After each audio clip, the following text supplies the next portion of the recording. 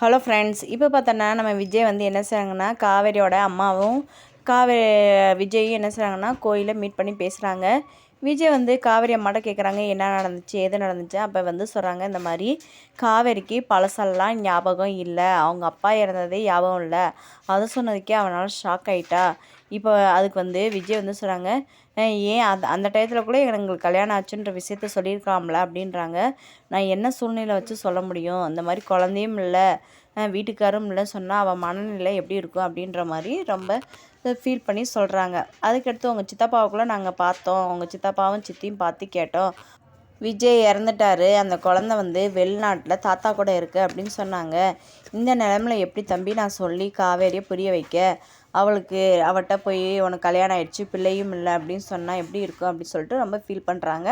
இங்கே பார்த்தோன்னா விஜய் வரான்னு சொல்லிட்டு தடபுடலாம் சமையல்லாம் பண்ணி இது பண்ணுறாங்க. சமைச்சு வச்சு ரெடியாக காத்திருக்காங்க. வராங்க. வந்தனே காவேரி முகத்துலேயும் அவ்வளோ ஹாப்பியாக இருக்காங்க. அவங்கெல்லாம் விருந்தெல்லாம் சாப்பிட்டு போனபடி காவேரி சொல்கிறாங்க, எனக்கு அந்த கனவுலக்குள்ளே ஒரு பெரிய ஹீரோ மாதிரி வருவார்ல, அவரை மாதிரி இருக்குது இவரை பார்க்குறப்பன்னு சொல்கிறாங்க. இதெல்லாம் கேட்டுட்டு காவேரி அம்மா, உன்கிட்ட நான் உண்மையை சொல்லுவேன், நான் பாவிடி அப்படின்னு சொல்லிட்டு தானாவாய் புலம்புறாங்க. கண்டிப்பாக என்ன நடக்குது வெயிட் பண்ணி பார்ப்போம். நம்ம சேனலுக்கு நீங்கள் புதுசாக வந்தீங்கன்னா மறக்காமல் லைக் பண்ணி சப்ஸ்கிரைப் பண்ணுங்கள். தேங்க்யூ.